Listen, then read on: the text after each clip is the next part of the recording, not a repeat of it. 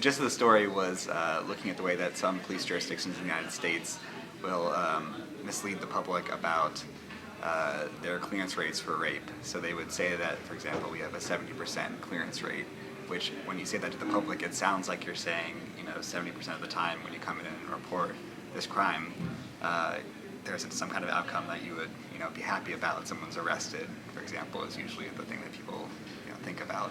But what we found is a lot of the time they were claiming that they were solving the cases when in reality that wasn't happening. And the majority of the cases they were saying were cleared, they just closed out without any arrest at all. We started on this project way back in September 2017, and we were actually looking at something completely different related to clearance rates for murder and race in different places. And when we were doing that, we kind of just in the data saw this strange category called exceptional clearance. And looking through it, it was clear that there are some cases when it was completely reasonable to use an exceptional clearance. An example is when a person commits a crime, they're accused and then they die.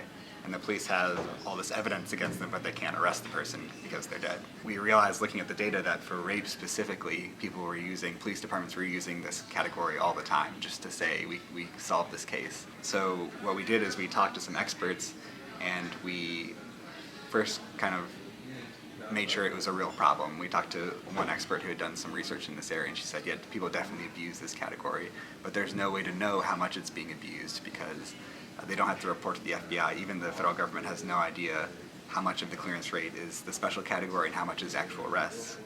So she more or less said the only way to know is to send out FOIA requests to every place in the United States, every major police department. Obviously that's very time consuming.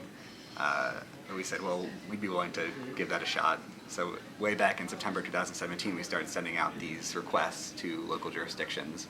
And we ended up doing more than 100 of them, every jurisdiction in the United States with a population of over 300,000. One of the ways we measure impact is whether there's legislation or changes that occur at the police department level in response to the story. And in this case, we had a lot of response in Austin, Texas, which was a place we focused on. What ended up happening was the local department requested an audit from the state in Texas, and they came in and looked at all their exceptionally cleared cases and found that a fair number of them had been classified inappropriately.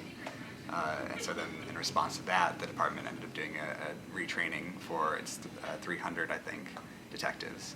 There was also some legislation at the state level that was credited to the story. And the FBI also is making some changes. It takes a little bit longer, but there's supposed to be some changes to the way that they record the data in response to the story too.